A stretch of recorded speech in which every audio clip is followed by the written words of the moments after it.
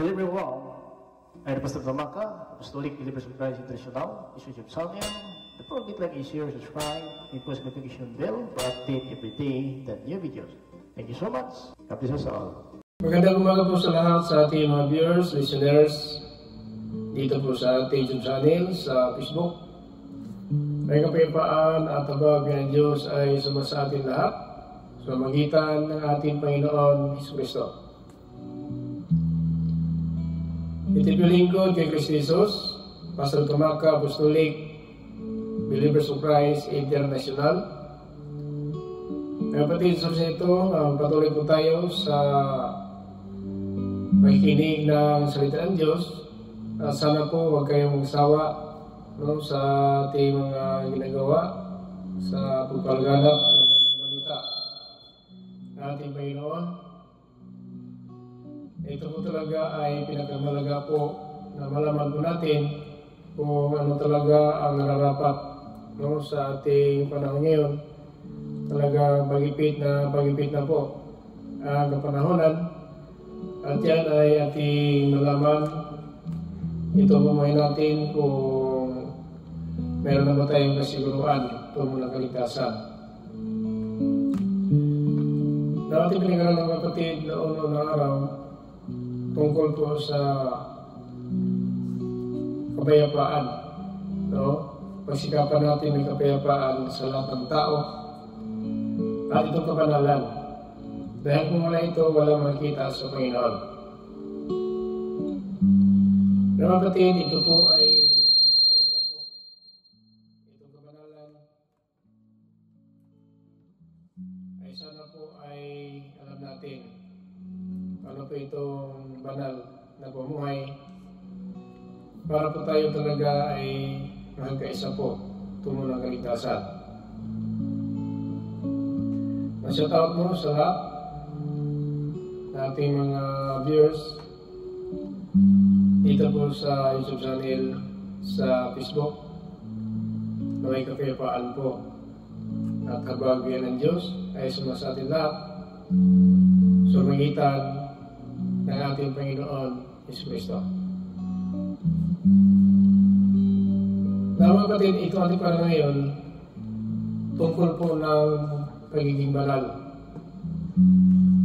Dahil po ating pinag-aralan ng mga araw, kung wala itong kabanalan, pagsikapan natin ang may kapayapaan sa matang tao, ay itong kabanalan, kung wala ito, wala makita sa Panginoon.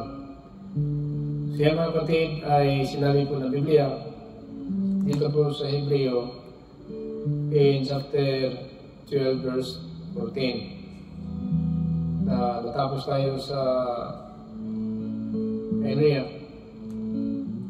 kapayapaan ng nakaraan araw, at ito tayo sa kabanalan.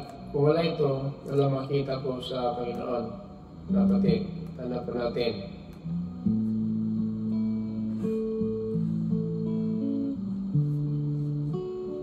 Pagsikapan ninyong mamuhay ng may mabuting relasyon sa lahat ng tao at magpakabanal kayo. Sapagkat kung hindi banal ang pamumuhay nyo, hindi nyo makikita ang Panginoon. So yan mga kapatid, kung hindi banal ang pamumuhay natin, hindi po natin makita ang Panginoon. Now, ano ang kasiguruan, mga kapatid, na talaga ang Panginoon ay makita po natin? Meron ba tayong ibang patunay? Meron tayong basihan sa Biblia na itong moment ngayon ay talagang pinagsikapan po natin ang mabuting relasyon sa ng tao at itong kabanalan. Kasi wala ito, wala makita sa Panginoon. Tanda po natin yan mga kapatid. Kahit ano pa po ang ating kalagayan, kung katayuan natin dito sa libutan, kung wala itong kabanalan, walang makita sa Panginoon. Kaya dapat alam natin ano pa talaga ang gawin natin para po maging banal po tayo. Kasi kung wala itong kabanalan, wala talaga makita sa Panginoon. kapatid. Na dapat alam natin ang Biblia, dahil pag hindi alam ang Biblia, so hindi po natin masiguro talaga na talagang binal na ba tayo o hindi pa tayo banal. Kung hindi banal pa ang pumuhay natin, hindi po tayo makakita sa Panginoon. Tanda po natin yan. Kahit ano pa ang katayuan natin sa libutan, kung ito ang pagiging banal, wala po sa atin, hindi lang makita natin ang Panginoon. Kaya, yan ang pinakamalaga mga kapatid na malaman po natin. Kailangan natin mga kapatid alam kung ano ang ating dapat gawin. Kasi ang Biblia na patunay na kung walang kabanalan na ating pumuhay, hindi mo talaga makita natin ang Panginoon. Hindi pa natin mga kapatid makita ang Panginoon. So dahil po sa salita ng Diyos, nalaman na po natin ngayon kung sino talaga ang maituturing banal. So sa pagkarang Biblia, bakit po tayo, mga kapatid, tinutukoy ng Panginoon ng mga marumi kung makasalanan? Dahil po sa ating pamumuhay sa mga araw, hindi po talaga ma-perfect natin ating sarili.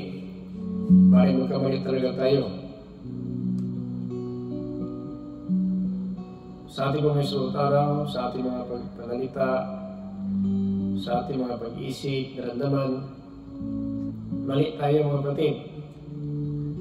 Kaya po ang dahilan na hindi tayo may banal. Dahil po sa lahat ng panahon sa ating pamumuhay, habang sa katawan tayo, ay alipin tayo ng kasalanan. Alipin tayo ng kasalanan. Kaya wala pong mga pagmalaki po natin na talagang itong ating buhay ngayon, ligtas na tayo. Kasi mahirap maligtas ang mga matuwid. Ayon po sa 1 Peter in chapter 4 and verse 18. Mahirap na ligtas ang matuwid. Lalo na po hindi banal buhay natin, lalo na po wala tayong ipagmalaki. Patong 18 dito sa 1 Peter, tulad ng sinasabi sa usulatan, mahirap maligtas ang matuwid. Tulad ng sinasabi sa kasulatan, kung ang mga matuwid ay halos hindi maligtas, ano pa kaya ang mangyayari sa mga makasalanan at hindi kumikilala sa Diyos? So yun talaga, mahirap na itong matuwid kasi kahit na kung sabihin natin na nais natin bawat araw ay makasunod tayo ng salita ng Diyos, mamali pa rin tayo. Magkamali pa rin. Ano pa kaya ang mga makasalanan at hindi nakakilala sa Panginoon? Kaya, dapat alam natin ito. Kung ano talaga tama natin gagawin, so walang iba. Makinig muna tayo ng aral at gawin natin. Kung paano maging banal po tayo, ano gagawin sabihin ng kapayapaan, pagsikapan natin ang mabuting relasyon sa lahat ng tao. Mabuting relasyon, yung pamagbatid na pinaghandaan po natin sa ating panalita, sa ating naramdaman, pag-iisip. Sana po ang ating naramdaman, hindi kagad tayo matol. Sana po ang isip natin, kabutihan, hindi kasamaan. So yun po. Kasi yun lang po ang kasama natin habang buhay tayo, nag-iisip, naramdaman natin, nagsasalita po tayo. So yun. Kasi sa ating mga panalita, may hatol po yan. Napapaano yung banal po tayo na sa ating salita, hindi po nakakabuti sa ating kapwa. Kasi ang banal po mo ay iniharap talaga natin. Sa ating panalita, kailangan kaya-aya sa ating naramdaman, kailangan nakakabuti, hindi nakasama sa ating mga pag-iisip. Sana po iniisip natin, hindi nakasama sa mata ng Diyos, kundi ito nakakabuti. Kasi ang isip ng tao talaga, minsan ay mali, ay minsan ay tama naman. So ganoon lang po yan. na pagiging kabanal sa ating pamumuhay, ito pag-ingat ng salita ng Diyos.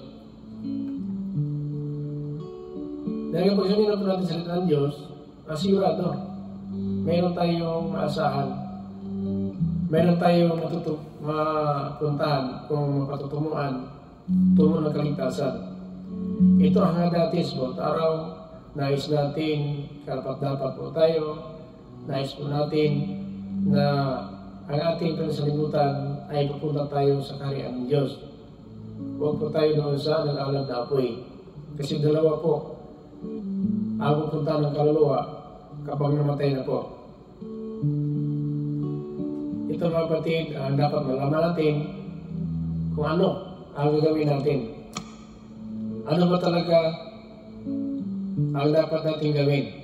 Pero sa bawat araw, namumuhay po tayo dito sa libutan.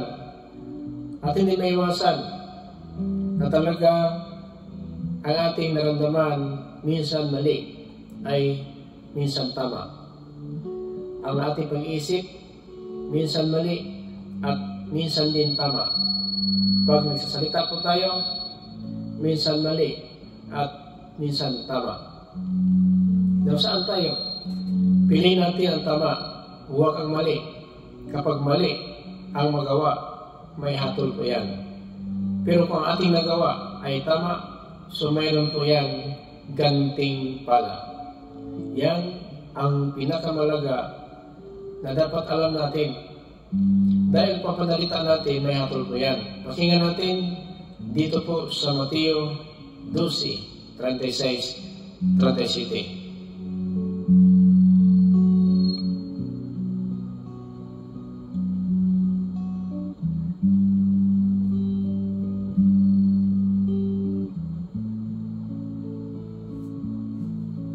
Tinitiyak ko sa inyo na sa araw ng paghuhukom, mananagot ang bawat isa sa mga walang kwentang salitang binitiwan niya, sapagkat ibabatay sa mga salita mo kung paparusahan ka o hindi.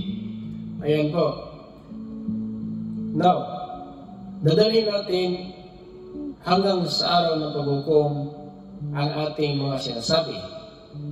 At yan mga kapatid, ang dapat mag-ingat po tayo na sana po na ang lalabas sa ating bibig ay hindi nakakasira, hindi nakakasakit ng ating kapwa, at hindi dahilan na mapupuot ang ating kapwa. Sapagkat, paano mapuot ang kapwa natin? Dahil po sa ating panalita na ating sinasabi na hindi po nakakabuti sa kanilang paninig. Kaya hanggang sa hatol, hanggang sa pagharap natin sa hukuman, dadalhin, hallelujah, dadalhin ang ating mga sinasabi, mabuti o masama, habang nandito pa tayo sa salimutan. Yan mga kapatid, ang lahat ng sinasabi natin, dadalhin yan sa paghatol. Kaya, ito po ang sinabi ni Apostol Pablo dito sa Colosas. Pakinggan natin. In Colossians chapter 4 in verse 5. Ganito po ang sinabi po ng Biblia. Maging matalino kayo sa pakikitungo sa mga hindi mananampalataya at samantalahin nyo ang lahat ng pagkakataon na maibahagi ang pananampalataya nyo. Kung nakikipag-usap kayo sa kanila, gumamit kayo ng mga kawili-wiling salita para makinig sila sa inyo. At dapat alam nyo kung paano sumagot sa tanong ng bawat isa. Yan.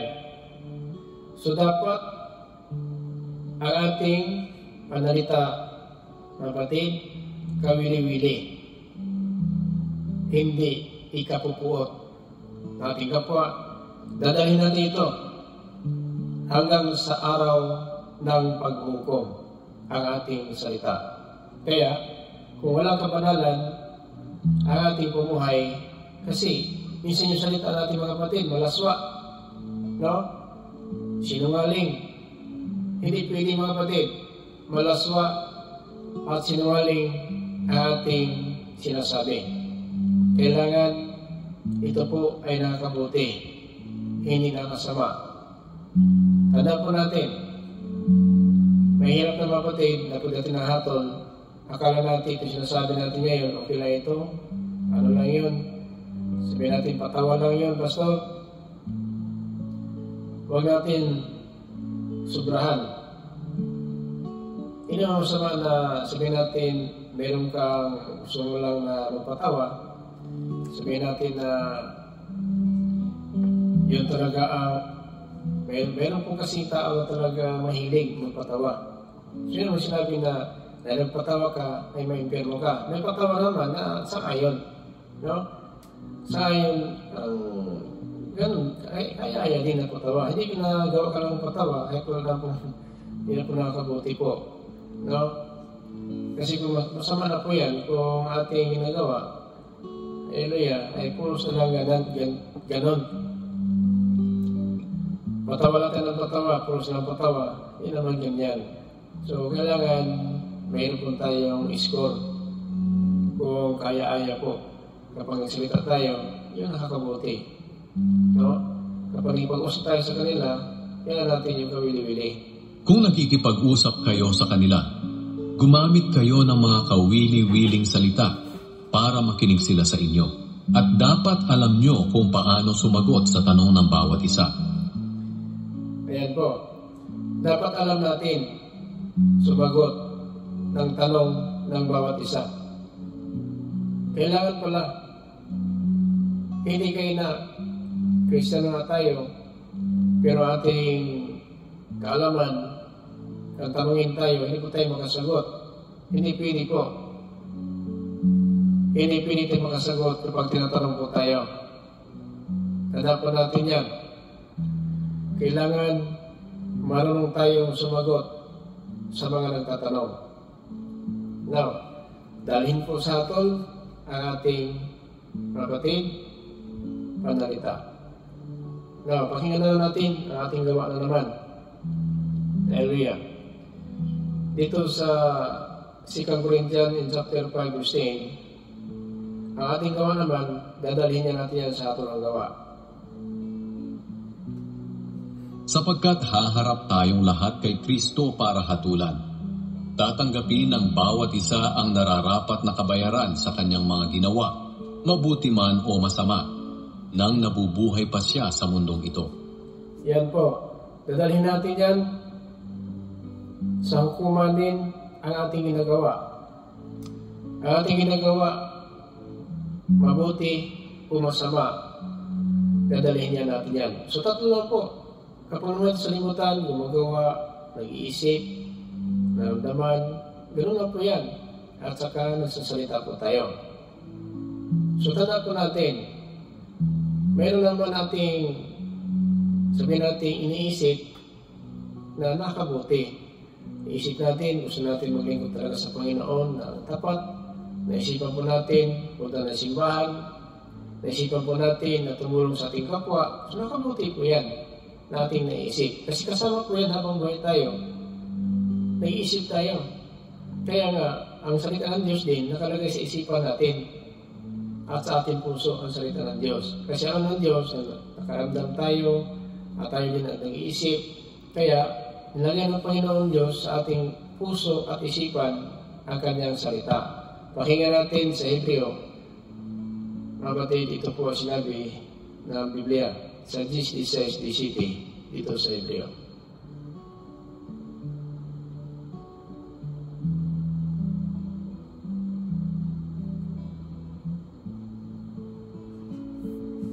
Ganito ang bagong kasunduan na gagawin ko sa kanila sa darating na panahon, sabi ng Panginoon. Ilalagay ko ang aking mga utos sa puso nila at itatanim ko ang mga ito sa kanilang isipan. Ayan po. Bakit po ang utos ilalagay sa ating puso at itatanim sa ating isipan? Dahil ganoon tayo. Nag-isip tayo po ay nakaramdam. Paano naman ang puso natin, naramdaman natin sa puso. So sana po, hindi salungat, no, sa kalooban ng Diyos. Sana kung inisip natin yung kaya-aya sa Panginoon. Kaya nga, ang utos niya, lagay sa ating puso at isipan para tayo makagawa, mga kapatid, ng kanyang mga utos. Kasi yan talaga ang plano ng Diyos sa atin, na kailangan masunurin tayo, dahil po ang naging masunurin ay mga anak sila ng Diyos. Pakinggan natin sa 1 John chapter 2:29. Ganito po ang sinabi ko ni Apostol Juan sa 2:29. Alam ninyo na si Kristo ay matuwid, kaya makasisiguro kayo na ang lahat ng taong gumagawa ng matuwid ay mga anak ng Diyos. So, lahat na gumawa ng matuwid ay anak ng Diyos. Now, kaya kapag gumagawa tayo yung matuwid, hindi po masama. Kapag masama po ang ginawa natin, so, kabaliktaran po. Kung ang gumawa ng matuwid naging anak ng Diyos, ang masama, anak ng Diablo. Kasi lahat ng kasalanan ay si Diablo.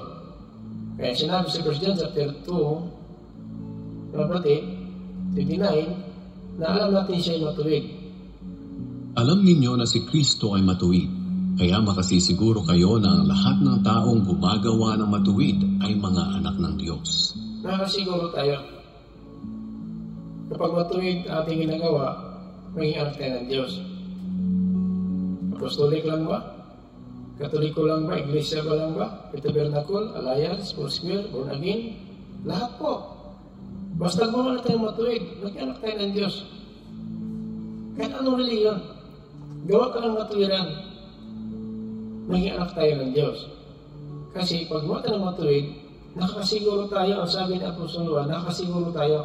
Alam ninyo na si Kristo ay matuwid, kaya makasisiguro kayo na ang lahat ng taong gumagawa ng matuwid ay mga anak ng Diyos. Yan. Nakakasiguro tayo dahil 3 kabanata. ang gumawa ng matuwid, anak ng Diyos. So, huwag mo lang tingnan yung karatula mo. Huwag mo sabihin na iba sila, iba ako. Na kahit ibang karatula, kumuha ng matuwid sila, kaya lang tayo. Naging anak tayo ng Diyos. Kaya hindi hanggang ang relihiyon. Kaya sa panahon ngayon, ang relihiyon ginagamit din ng samahan para dumami sila, patunayan nila sila na maligtas, kaya nagkaroon po ng misunderstanding, nagkaroon po ng hidwaan, dahil po na inaangkin na po dahil po sa relihiyon ng kaligtasan. Kahit sino ka, kahit ano pa ang karatula ng relihiyon mo, gawa ka lang ng katuwiran para maging anak tayo ng Diyos. Ngayon, ano ba talaga ang masyan na nakagawa ng katuwiran? Mga kapatid, kung tayo po ay magbalik loob na po sa Panginoon. Ibig sabihin, magsisimula tayo, talikuran natin ang ating mga kasalanan, huwag na po tayong gagawa ng labag sa kalooban ng Diyos. Kasi, masunod na po natin ito kung mabago na po ang ating puso at espiritu. Pakinggan natin, kapag nabago na po ang puso at espiritu ng tao, magawa na po natin ang kalooban ng Diyos. Pakinggan natin, dito mga kapatid sa sulat ni Propeta Ezekiel 36, verse 25-27. Ito po ang sinabi ni Propeta Ezekiel 36:25-27.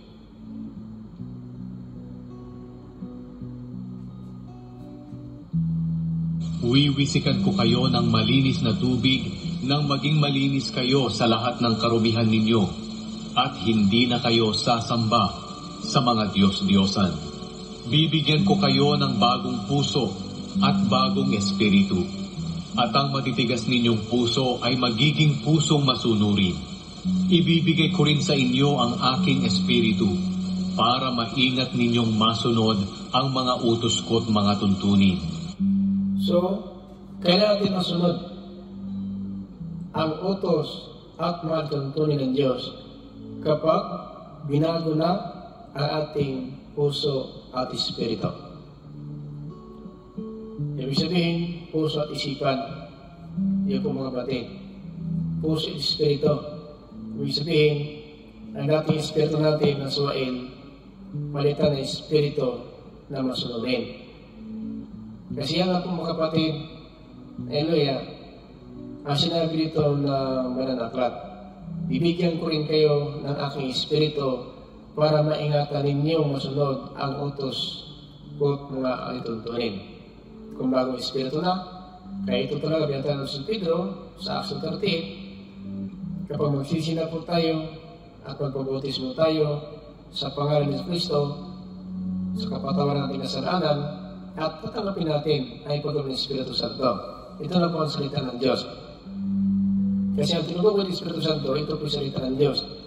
Kaya tama sa Pablo, itanim ko sa kanilang puso at isipan aking mga utos. Kasi ang utos, nakasulat po ito sa Biblia. Ito po ang Espiritu Santo, mga kapatid, na salita ng Diyos na ating tinatanggap at mananahan siya sa atin. Mananahan. Ang nananahan sa atin, ito Espiritu Santo. Ito po, kaya templo tayo ng Espiritu Santo. Ibig sabihin, nananahan sa atin Espiritu. Saan yung Espiritu Santo? Nasa puso natin. Ang Espiritu ng Diyos, ito salita. Ang Espiritu Santo, mga kapatid, Espiritu Santo, salita po ito. Salita. Ito po ang nakaukit sa puso natin. Ito na po, maging musunurin na po tayo sa pagkakukit sa puso natin, hindi pagpatay, hindi pangalunya, hindi pagkiapid, hindi pagsamba ng disniyusan, at hindi maging tumboy, bayot man, napagtunghayaw, nagalasing, nagsinungaling, kung naging sakin, magdarambong, hindi na po yan. Kasi bago na po. Binago na po ang puso natin kapag mawisikan na tayo ng tubig. Wiwisikan ko kayo ng malinis na tubig nang maging malinis kayo sa lahat ng karumihan ninyo at hindi na kayo sasamba sa mga Diyos-Diyosan. So kaya ito talaga na nawisikan na po ng tubig na galing sa katawan ni Kristo, kasi ang tubig nito hindi po galing po ito sa balon. Galing ito sa katawan ng Panginoon na lumabas po sa kiliran niya. Ito po ang tinutukoy, binibisikan ko ng malinis na tubig. Kasi yung tubig sa lupa, galing sa balon, malamig din yung galing sa lupa. Sabihin mo galing sa langit, sa clouds din yun. So, hindi po yun ay tinutukoy. Ito po galing sa katawan ng Panginoon. Pakinggan natin sa John. Ito po sa John 19:34. Ganito po ang lumabas sa kanyang kapiliran. Sa John 19:34. Ito na tubig ang tinutukoy po ni Propeta Ezekiel. Bibisikan mo kayo. Okay? Kapag ito talaga ay nagkaisang tayo sa dugo ng Panginoon, nabautismo na po tayo, ito na tubig na ito ang naglinis sa ating isipan na iniiwasan ng Diyusan. Sa halip sinaksak ng sibat ng isa sa kanila ang tagiliran ni Jesus at biglang dumaloy ang dugo at tubig. Itong tubig na ito malinis. Hindi galing ito sa lupa. Hindi galing sa clouds. Ito'y galing sa katawan ng Panginoon at dugo. So ang tubig, ito'y larawan ng bautismo at ang dugo nagpapatawad. Kaya ang bautismo ni Pedro sa Acts 38, yun na po ang katuparan na sa Ezekiel, kapag nabisikan na tayo ng malinis sa tubig, ito na po, iiniwasan na po natin ang Diyos-Diyosan. Kasi habang tayo na alipin ng Diyos-Diyosan, kung mahilig sa Diyos-Diyosan, hindi pa tayo nalinisan ng tubig na ito. No? Pero kung naiwasan sa Diyos-Diyosan, suminin ko nalinisan na tayo sa tubig na ito. Kasi ang Biblia hindi po magsisinungaling. Kapag nawisyo na tayo sa tubig na ito, dinalayoan na po natin ang Diyos-Diyosan. Wiwisikan ko kayo ng malinis na tubig nang maging malinis kayo sa lahat ng karumihan ninyo at hindi na kayo sasamba sa mga Diyos-Diyosan. Ang tubig na ito, naglinis sa lahat ng karumihan. Kaya, pagtapos ng bautismo, ang sabi ni Pedro, magsisi kayo at magpabautismo kayo ang bawat isa sa inyo sa pangalan ni Kristo upang mapatawad ang inyong kasalanan. At itong kapatawaran na ito, walang hanggan. Pakinggan natin sa Hebreo 9:12. Ito po walang hanggan. No? Kaya tama, nasa lahat ng karumihan. At ang kapatawaran, paglinis na ito, itong kapatawaran, walang hanggan po ito mga kapatid, walang hanggan. Minsan lang pumasok si Kristo sa pinakabanal na lugar at hindi dugo ng kambing o ng guya ang dala niya, kundi ang sarili niyang dugo. At sa pamamagitan ng kaniyang dugo, tinubos niya tayo sa mga kasalanan nating magpakailanman. Yan po yan talaga. Na lumabas ang tubig at dugo sa nakaliran ng Panginoon, yan na po ang nagsisimbolo kung naglalarawan ng bautismo. Tubig, bautismo. Ang dugo ng kapatawad. Kaya doon sa bautismo talaga nakamtan ang kapatawaran. Wala sa reliyon, wala sa ating bansa, pari, pastor, tagapagturo, Christian ng palataya, kung bautismano tayo sa Panginoon Hesus, totoo talaga na nalinis na tayo sa lahat ng ating karumihan. Kasi ito, naglinis ito sa ating lahat ng karumihan, mga kapatid. Kaya, ito'y katubusan ng kasalanan na magpakailanman. Kaya sisikil lahat ng karumihan. So wala na noon, ngayon, hasta natin, wala na po. Kasi, ang dugo na ito, magpakailanman na kapatawaran. Yan mga kapatid ang dapat natin malaman. So kailangan pa tayo magsisi, magpabautismo sa pangalan ni Kristo para mapatawad tayo sa kasalanan at ang mga pinipagawin ng Espiritu Santo at ang Espiritu Santo na ito ang nagtuturo sa atin at tumutulong ito sa atin sa ating kahinaan ang Espiritu Santo na ito. So after baptize, ito may pinatunayan na Apostol Pedro at tatanggapin ninyo ang ipagkaroon ng Espiritu Santo after baptize. Sa Acts 38, magsisi kayo at magpabautismo kayo ang bawat isa sa inyo sa pangalan ni Kristo upang mapatawad ang inyong mga kasalanan at tatanggapin ninyo ang ipagkaroon ng Espiritu Santo. Yan mga kapatid ang dapat natin malaman. So, kailan maging banal tayo? Ibig sabihin, ito pong katubusanan na wala ng hanggang kung mabautismo tayo sa pangalan ni Kristo, kasi ang bautismo naglarawan po ng tubig na lumabas na kliran at yung dugo ng papatawad. Kaya dyan sa bautismo, nagkaisa tayo sa pagitan ng bautismo sa pangalan ni Kristo, napatawad na tayo sa kapatawad hanggang at ang Espiritu Santo na ipinangako ng Panginoon ay matatanggap po natin sa pagitan ng ating Panginoon Hesus Kristo. Siya mga kapatid ang dapat at malaman at ang hayaan natin ng mga kapatid habang sa panahon na ito tayo pinamuhay, sana po ay magkaisa na tayo sa dugo na ito. Kasi pag nakaisa sa dugo na ito, tayo po talaga ay tuturuan na po ng Espiritu Santo. Dahil Espiritu Santo talaga nagtuturo ito sa atin. No? At ang Espiritu ng Diyos na ito, nasa puso po natin nakaukit. 2 Corinthians chapter 3 verse 3. Pakinggan natin, nakaukit ito sa puso natin. Malinaw na ang buhay ninyo ay parang isang sulat mula kay Kristo na isinulat sa pamamagitan namin. At hindi tinta ang ginamit sa sulat na ito, kundi ang Espiritu ng Diyos na buhay. At hindi rin ito isinulat sa malapad na mga bato, kundi sa puso ng mga tao. Espiritu ng Diyos na buhay. At hindi ito nakasulat sa dalawang malapad na bato, kundi nakaukit sa puso ng mga tao. Tama, ang sabi niya, itanim ko ang aking espiritu sa kanilang isipan at ang aking utos sa kanilang puso upang maging masunurin sila sa akin. So, kailan niya mangyari? Kapag magsisina po tayo at magpabautismo tayo sa pangalan ni Kristo upang mapatawad tayo sa kasalanan at tatanggapin natin ito na ipagkaloob ng Espiritu Santo na ito po ang magtuturo sa atin habang namumuhay tayo sa libutan. Ang Espiritu Santo po ang tagatulong natin. 15:26 sa dyan. Tingnan natin. 15:26 sa Juan.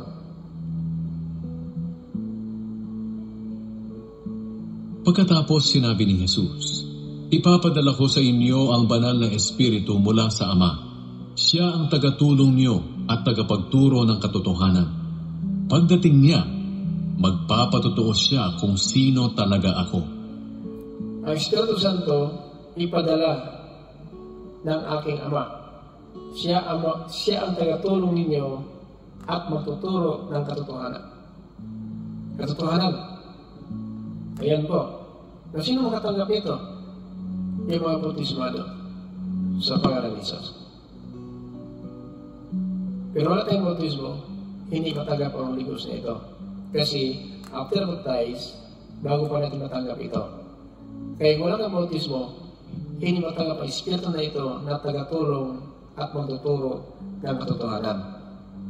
Kaya dapat tayo magpabautismo para maranasan natin ang Espiritu Santo ng Diyos at yun po ang dahilan bakit sumusunod po tayo ngayon ng utos ng Diyos dahil po sa Espiritu na ito na tagatulong at nagtuturo.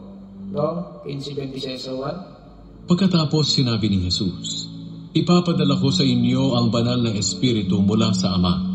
Siya ang tagatulong niyo at tagapagturo ng katotohanan." Diba?